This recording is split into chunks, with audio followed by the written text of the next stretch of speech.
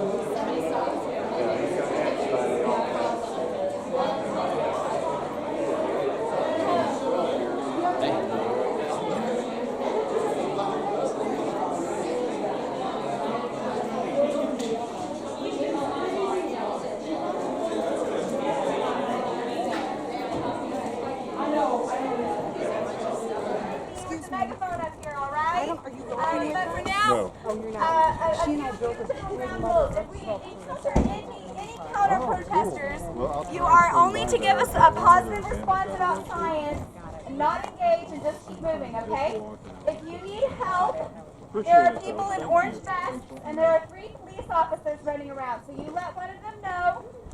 If you end up needing a ride to the park, you let one of them know. We have someone who can give you a ride. There's a water stop about halfway there in between Avondale and Bell, so you can stop and refill your water bottles or get a cup of water if you'd like. Let's see, I think that's it. Anybody think of anything else that needs to be gone over before we go? No? Yay, Sarah! Woo, thank you. All right, so let's cross. Is there a crosswalk? Perhaps we could cross that. Shall we go up to Western and cross at the crosswalk? And let's obey traffic laws, okay? We don't want anybody getting hurt. All right? Got it. So here's the first chant. I'm going to call. What do we want? We want science-based facts, okay? And when do we want it? After peer review. Okay, you guys ready? What do we want? Science-based facts! When do we want it? After peer review! What do we want?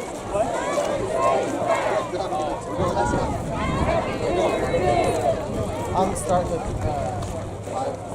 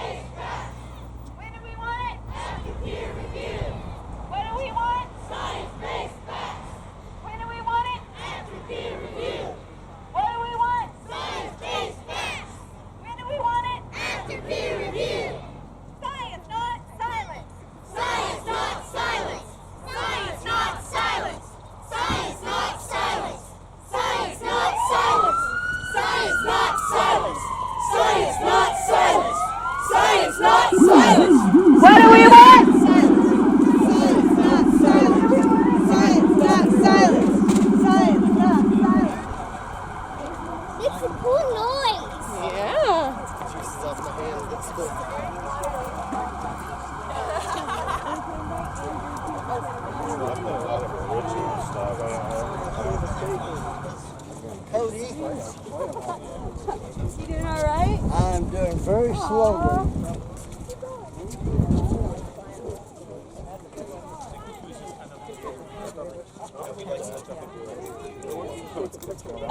But So I slept. He also likes science. Woo! She was like, come on, lay your window down. And I was like, no. oh, sorry.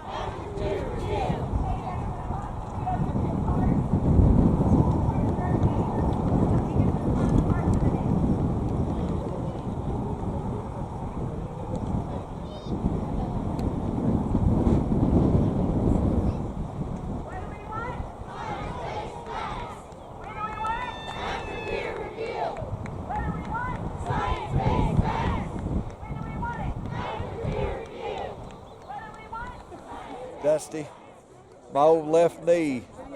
That's what happens when you turn a certain age, man. That walking especially that up and down and on these uneven surfaces. But it's for a good cause. Science can fix that. I love science. Yeah, science can fix things like that. Medical research, it's a good thing. Especially for people that need new knees and stuff. Not that it even mentioned Alzheimer's. Yeah. They're working on it right. Well, what does science mean to you, sir? I made a living doing science, so, and you know, people don't realize that. As an educator or a... Basically as an engineer, just trying to find out what doesn't work, and it's a method. It works. It's called facts. Science is undeniable. Yeah. It's called real facts, not alternative facts. Why do you feel like science is in danger? Well, all you have to do is look at the legislation that's being passed, ending the EPA after all these years. I mean, that's just insane. Is it just on the federal level? Are we seeing that on the local level as well? Well, you know, it's under attack definitely in the schools, so we're worried about that.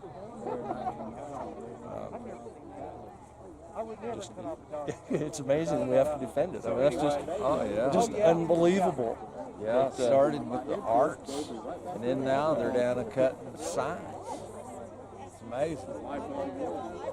Disgusting, that's really what it is. Totally disgusting. That's all the wisdom I have. No more un-American than anything I've ever known. Did you get a college degree in order to be able to do the type of work that you did? I got a degree in earth science, actually, when it was first offered as a degree, and really could hardly use it because even then there was pushback against actually Earth Day. I think Earth Day was about 1973. Right, was when I finally finished my degree. And I went off and worked in oil and gas business for a long time. And you know, it has its purpose, and it's good if it's used right. What about the kids who are in university now trying to get a science-based degree, education? Well, America has a problem. Most of our best scientists and engineers don't come from here anymore. And you know, that even ties into the immigration problem. If we discourage foreign students from coming here and getting degrees in our colleges, we're screwed, because now we don't have a base for you know, for our industry. Are you blaming our educational system for not getting enough Americans into the pipeline? Politicians and constantly, you know, cutting those kinds of programs, and it hurts the economy. It's crazy that people think that makes sense. Well, thank you. McCoy, and the 5 of us here are with Bird Conservancy of the Rockies, based out of Fort Collins, Colorado. And we are down in Amarillo, Texas for the March for Science today as a result of our being in the area to conduct our annual breeding bird population surveys. We're a largely science-based organization that aims to connect birds, land, and people across the central and western U.S. We came here today to support March for Science because we feel like fact-based evidence should drive policy regulations, and that we like to show our support to the March for Science Amarillo chapter. And we're happy to be here and happy to see such a good crowd. And we hope that our presence here will inspire others and inspire the younger generation to think about science in the same way. So you say that you're birders. Can someone explain a little bit more to me about what birding is all about and how it involves science? Yeah, well, birding can be done anywhere you are, from a parking lot of Walmart to your backyard. Birds are everywhere, so anybody can be a birder. You don't even need binoculars.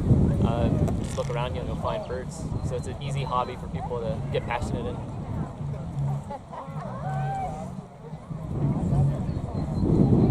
Do you have any thoughts on why you feel science is being endangered? Well, I think we're not believing what's going on. People are ignoring the facts. The ocean is polluted, full of plastic and other stuff, and we're, you know, building more and more and taking away land that we need for, you know, people to eat, for animals to live in, and we just want to do it because we want to consume more and more and more. And I think that science, if we believe in science, it can help us find solutions to some of these problems and maybe help people see there's a different path than just, you know, polluting and consuming and, you know, not believing that science is true. And health, you know, we need science for health.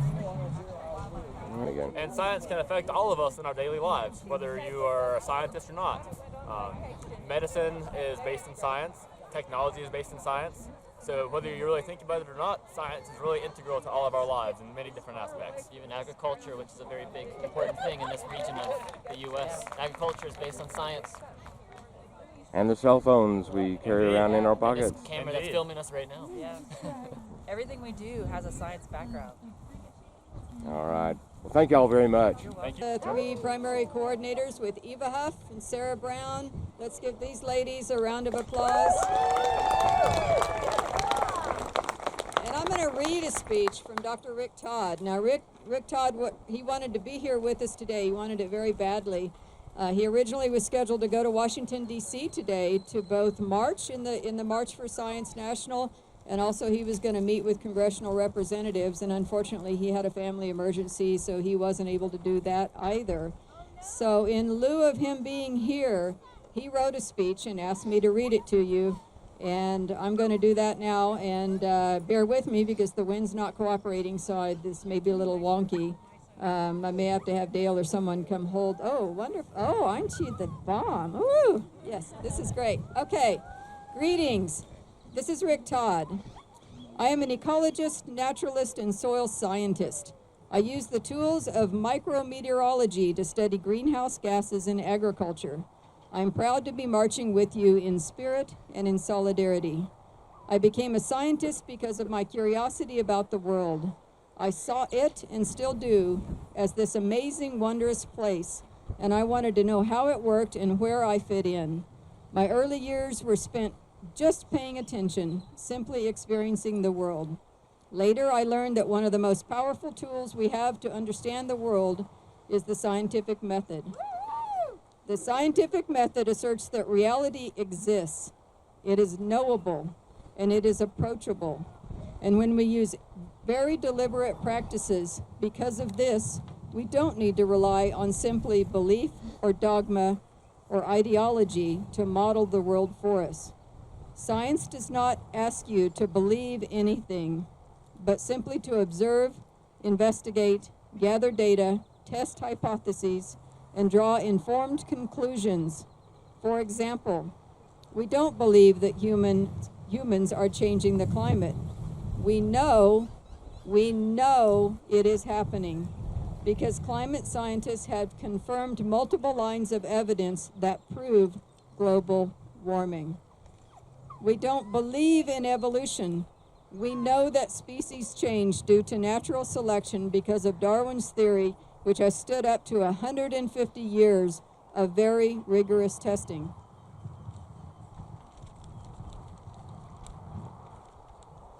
This is why I'm marching for science. This is why you're marching for science. So the important decisions we need to make, whether on global warming, protecting the environment, teaching evolution, or vaccinating our children, are based on facts and evidence, not on ignorance or ideology. So that our children, and especially our daughters, see science as a cool thing that they can do, and that anything is possible for them. So that we can get our kids away from glowing screens and out from four walls and experience the wonder of the world in all of its hot, cold, dusty, damp, stinky, slimy, buggy natureness. So that we can celebrate the sciences and the arts as brothers and sisters to each other, all of them enriching our human experience and supporting mind, body, and spirit. So march on, each of you, with your own special reason, for the cause of reason and rationality, and for the embrace of science-based knowledge over ignorance. Don't stop today. Take with you these words of Neil deGrasse Tyson. Ignorance is a virus. Once it starts spreading, it can only be cured by reason. For the sake of humanity, we must be that cure.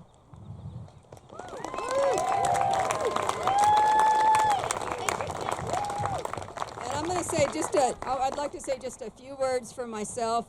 We've got some other great speakers, and I don't have too much to add other than a couple of things that were kind of touched on earlier. When I was a little girl, 7, 8, 9 years old, all I wanted in the whole wide world, because I was lucky enough to grow up in a family that I had 2 older brothers, and I grew up a tomboy, and I grew up climbing trees and fishing and hunting and camping and doing all those things out in nature, and I was fortunate to have parents that exposed me to that.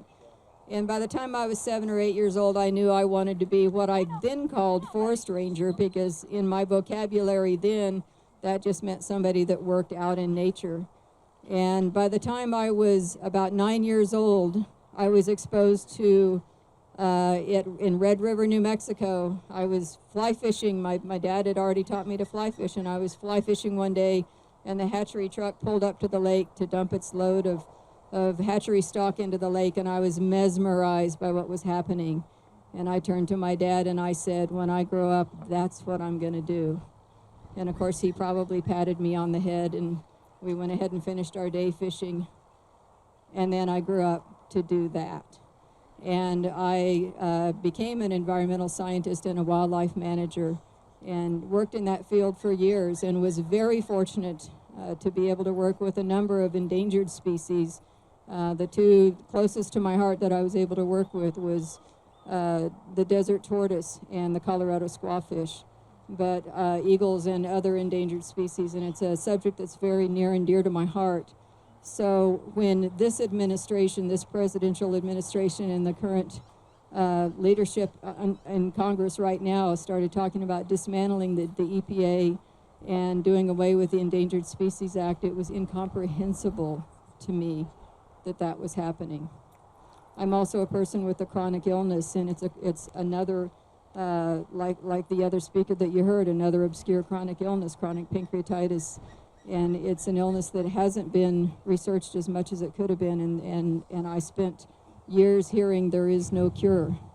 And those are hard words for anybody to hear. And oftentimes what the doctors would say is perhaps technology and science will catch up, and they'll invent an artificial pancreas to take over for you.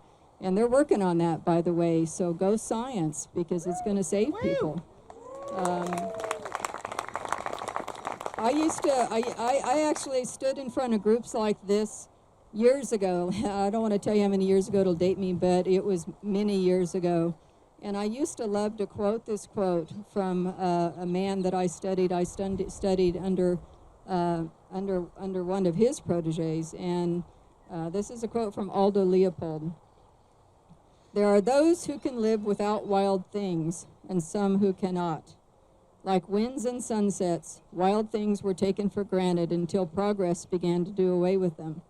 Now we face the question whether a still higher standard of living is worth its cost in things natural, wild, and free. For many of us, the opportunity to see a wild goose is more important than television, and the chance to find a wild flower is a right as inalienable as free speech.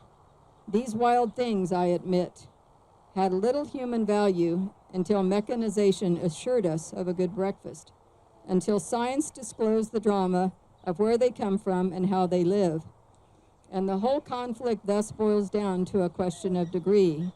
We perhaps see a law of diminishing returns in progress, but our opponents do not. One must shift with things as they are." Aldo Leopold wrote that in 1948. And it's a little interesting how that quote mixes up a little bit with the politics of today. But what it boils down to is that the things that threaten pure, real scientific research and scientific programs that enhance the quality of life, the quality of our food, the safety of our food, the quality of our water, the quality of our air, and pure medical science that can help us in times of medical need, whether it be an emergency and we have to go to one of those rooms here across the street because we've been in an accident or an illness and we need medical treatment. Those things are in jeopardy, and it boils down, in my mind, to greed and profit.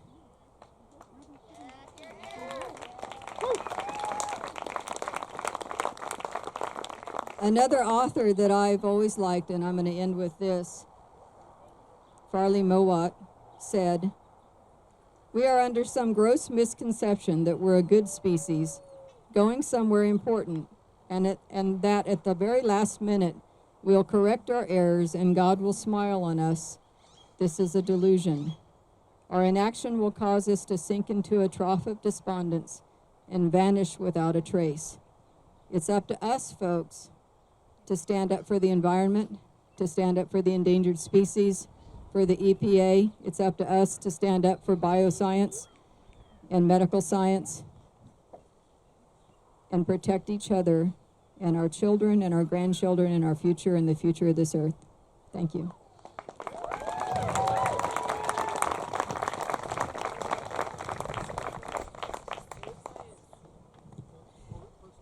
Okay, so despite my sign, I want to say something a little bit differently. This is, we're a pretty unified crowd here in terms of our belief system, in terms of what we think about. But I'd like to inject another word. Sustainability to me is like thinking about a tabletop and trying to keep from slipping off the edge of that tabletop. I'd like to think in terms of what we really are about, which is regeneration. I'd like to think that it's possible for us to actually help the planet increase its capacity to support life, rather than just trying to maintain what we have. And there are systems around that are actually doing that, permaculture and holistic management on rangelands, and other ways to do that. But I'd like to just get that word into it, because into our thinking and into our speaking, because regeneration actually means more profit in terms of all kinds of levels for everybody, rather than just trying to stop what's going on. So I just offer that. Thank you, Mary. This is mayoral candidate Renee Dantes, and she's going to speak. And then I know we have a representative here, or at least we did have with us, from the Bird Conservatory. And if we could get that individual to come up, if they're still here, I know that they marched with us, and they just happen to be in town doing some research. So serious scientists for the Bird Conservatory. Awesome, there he is. Okay, so we're gonna let Renee speak and then you speak. Hello everyone, my name is Renee Dantes, but I'm not here as a candidate. My bachelor's degree is in anthropology and philosophy. And so whenever we talk about science, sometimes the communities between the anthropologists and the scientists kind of get into a sort of fight club scenario. We kind of argue with ourselves for a little while. And so it actually means a considerable amount to me to just be here. So science is more than transferring one chemical solution from one beaker to another. It is observing our natural universe and how we interact with it. It is extremely, extremely important to understand that we must use our logical senses, our reason, to actually make a difference in the world we live in. Margaret Mead was one of the very first female anthropologists and a hero of mine, and one of her quotes that I love the most is that we should never teach people what to think, but how to think. And science is the primary driver for that. We have the scientific method in order to do just that. But the way that anthropology plays into this is we get to, as anthropologists, study humans and how they have chosen to interact with their world. The Maya, for example, were not taken over by a civilization and just destroyed and crushed and they went into oblivion. They destroyed their ecosystem. They deforested their area. They took themselves out of existence. They affected their own demise, which we are doing right now. Anthropology and archaeology shows us the ways that humans have interacted with our past and done a poor job of it. We have to learn. We have to see what has worked and what we have benefited from in the past, and we have to observe the things that we are doing now. Science is more than the medical field. It's the color of art, the color that goes into the pigment of the paints that we see. Science is about the way that we interact with the weather and our ability to adapt to the changes that we face. Anthropology is the way we look at humans and the way we work together to overcome those individuals that say that learning is a bad thing. Anthropology tells us that we have the ability to learn from our past mistakes and improve it. And that's what science gives us too. Not only do we have the ability to destroy things with science through things like chemical warfare and nuclear bombs, but we have the ability to scientifically improve ourselves with medical research, with new ways to be more sustainable, to be more inclusive whenever we treat our water supplies, whenever we work with our soil, to make food better for each one of us, to make the science or the atmosphere around us safer for everyone and make our earth more healthy rather than less.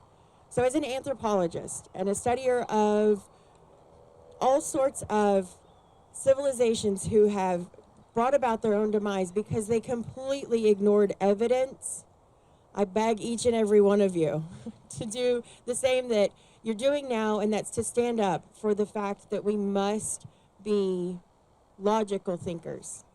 We must appreciate what we can observe and what we can see and take action, whether that be to pick up the trash that you see around us that will eventually work its way to our water systems, whether that be to try and reduce your carbon emissions, whether that be to enter a field to try and solve a problem that you know exists but nobody's working on. It's up to us, because there's lots of people who aren't here today that think that this isn't important. And it is, because it could eventually lead to our own demise if we don't act together and quickly. So thank you for being here, because as an anthropologist, I see the humans that care, and you guys will be the people that save our planet. And as long as we pick up a few along the way, we can do it faster rather than later. So thank you for being here, and encourage each other to keep doing what you're doing. Before I step off, I'm actually going to be leading the cleanup. So what we're going to do is we're going to just meet right after all the speakers. We'll grab trash bags and we'll take a lap around this little spot right here. So if you can't walk with us, that's fine. Just in this area is cool. And if we have people who are excited and encouraged, we will take on that little plot of land that's right across that way too, because there's plenty of debris that needs to be picked up. And hey man, it's Earth Day. Let's clean it up a little bit. Thank you, Renee. Our next speaker is Mike McCloy from Bird Conservatory. So let's give him a welcome, please.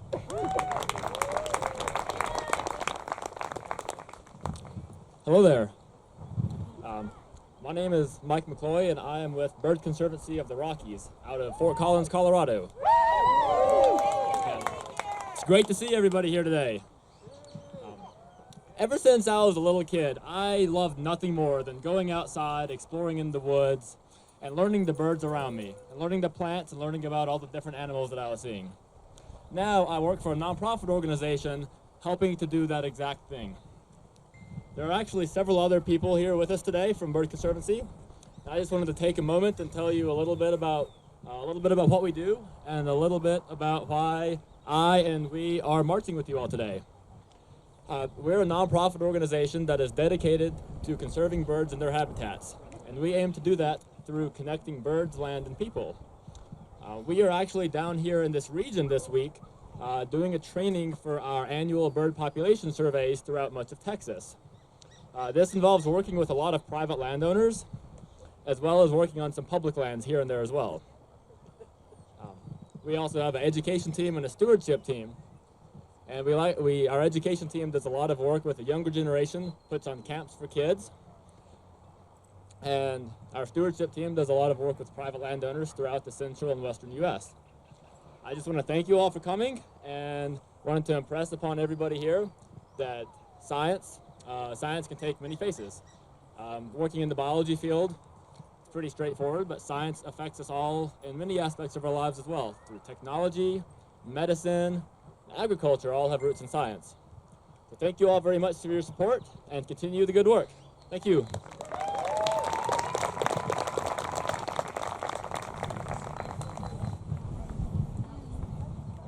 Our next speaker is Jamie.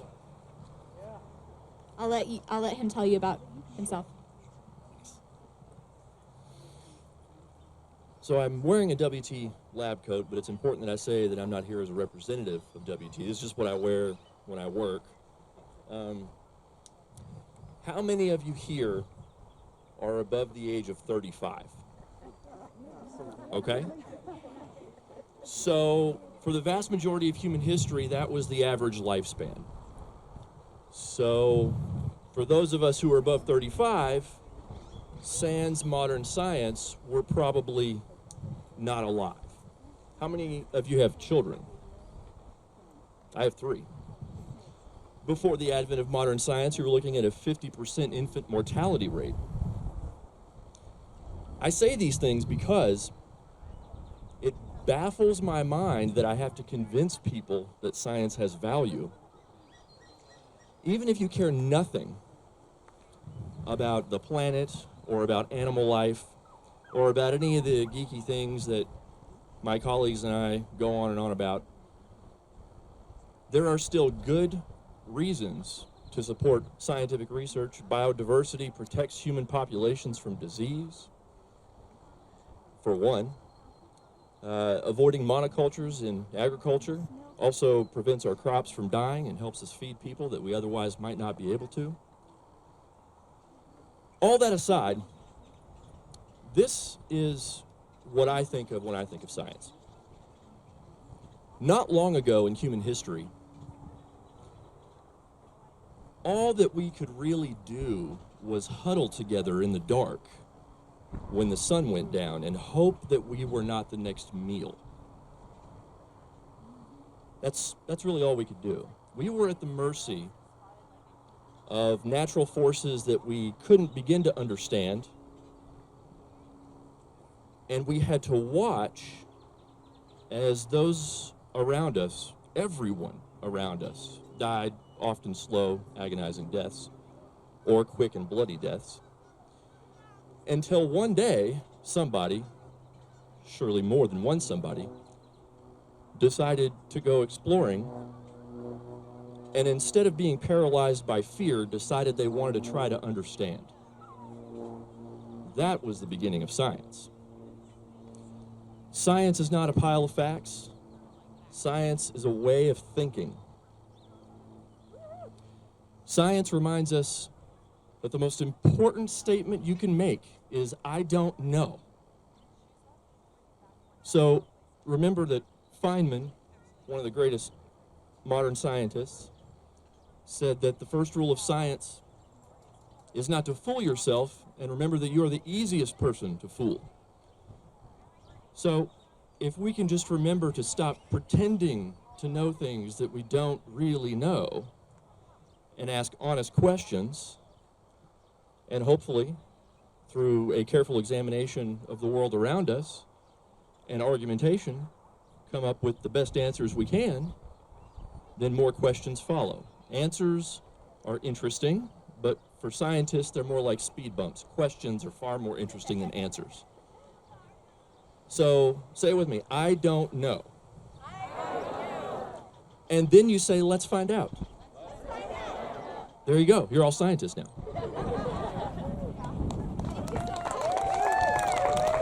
Okay, we have at least one more speaker. We have a young lady named Jolene who is a nurse and would like to say a few words to you.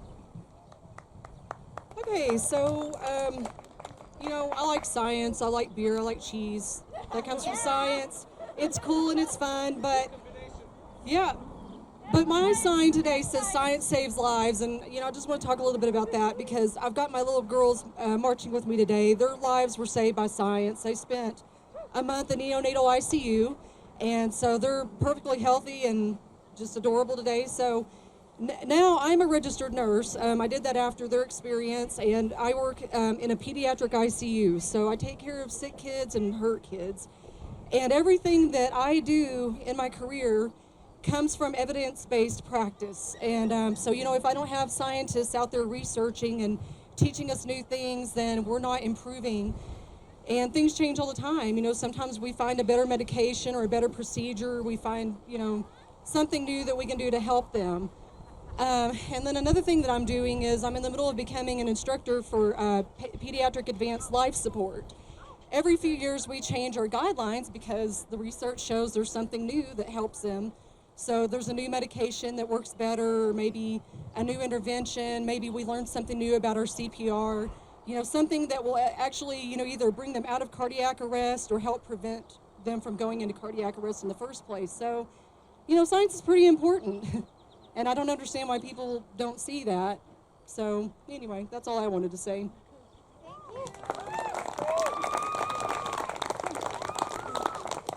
Does anybody else want to use the mic? Or are we pretty much done with the open mic? Okay, awesome. Well, would you like to? Would you like to say a few words? Go for it.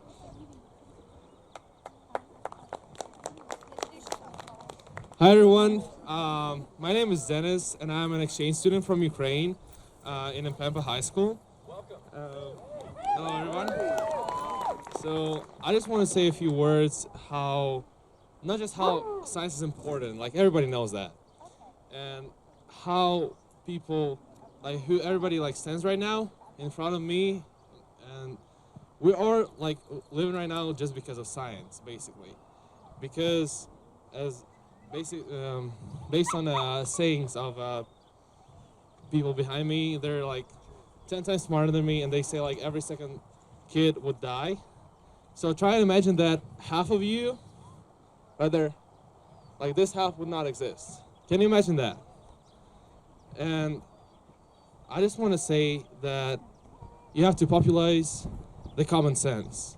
You have to popularize the logic thinking. Just be smart. And yes, it's pretty obvious. And also it's Earth Day, so there's a saying, when the last river will be poisoned, when the last tree will be cut, people will understand that you cannot eat money. So take care of all that you see right now. They were gonna take care of the trash. Let's do it all together. That's what I want to say. Thank you. Okay, is that it? Is everybody done, or do we have any other people who want to say a few words? Okay, thank you, sir. Come up here and introduce yourself. Hi, my name is Joe. I'm a scientist of physics. And I just want to say quickly, from what the medical person said, is that we don't know. And so what don't we know? We don't know why people are thinking the way they are about science.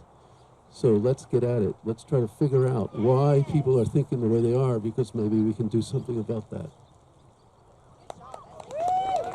Well put, well put. Do we have any other folks who would like to use the microphone? Oh, hi. Awesome. Do you want me to hold your doggy? Sure. Gandalf would love if you would pet him. I got the doggo. You take the mic. Alrighty. Hi, my name is Amy. This is Gandalf. I'm sure most of you have already met him. He's very sociable. I am an artist and a dog trainer here in Amarillo. And one of the things that I love about this area so much is that we are 30 minutes away from the second largest canyon in the continental United States. Powder Canyon is probably our closest ticket to being able to go and experience a world that we don't get to see every day. And it's someplace that you can safely take your 5-year-old as well as your 96-year-old grandmother, right? One of the things that is the most important to me as far as science is concerned is being able to preserve and protect those areas. Not just because, hey, it's really cool, we can go down there and we can see what the area may have looked like 100 years ago, but it also provides a place for people who work in environmental science, like the aviary guys who are here. It provides them a place to study and learn more about what we did in our past and how that affects our future and where we can take it from there. What types of things we can do to help preserve our areas and our green spaces and the places that we really like to spend that extra time before they're gone. Because unlike Powder Canyon, which is a state park, a lot of our national parks are not in as good repair. Do you guys know where Buffalo Lake is? Yes. Over by Umbarger? Yes. Do you know when the last time it had water in it consistently was? The 70s. Do you know one of the reasons why? Feedlots. One of them is feedlots. Another is how far down the Ugalala Aquifer is. And then, of course, you've also got farming, agriculture in general. There are a lot of reasons that all go into it. And the more research that we can do, the more that we can continue to provide for our friends, our families, in a sustainable manner that doesn't destroy those super important places to migratory birds or green spaces that help regulate our environment. So when you can, go down to Powder Canyon, pay your $5, get in there to make sure that they can help, keep that park clean and accessible for everybody. Because unfortunately, our government does not give them what they need to be able to do that without our help. And it's the same with our national parks. We pay to get into those national parks so that we can continue to have them because the government does not find them to be as important as how much tax credit their friends are getting. Thank you guys so much for marching with us today. I'll see you at the park.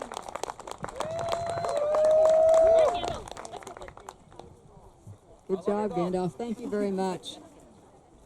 So we're about to wrap up. I want to again thank each and every one of you for being here. And I don't know if this is appropriate to say with lots of little ears, but I think y'all are badass for being here and walking out in the cold. And I don't know about you, but I'm still cold. I mean, my body kind of shuts down and my brain shuts down, and I can't really, think straight or talk straight when I'm this cold. I'm looking forward to getting inside where it's warm and getting some hot liquid in me. And in the meantime, today, Earth Day, I'm going out to Wildcat Bluff. And I don't know if all of you are familiar with Wildcat Bluff Nature Center. It's out on Soncy Avenue. If you go out on 9th Street, turn right.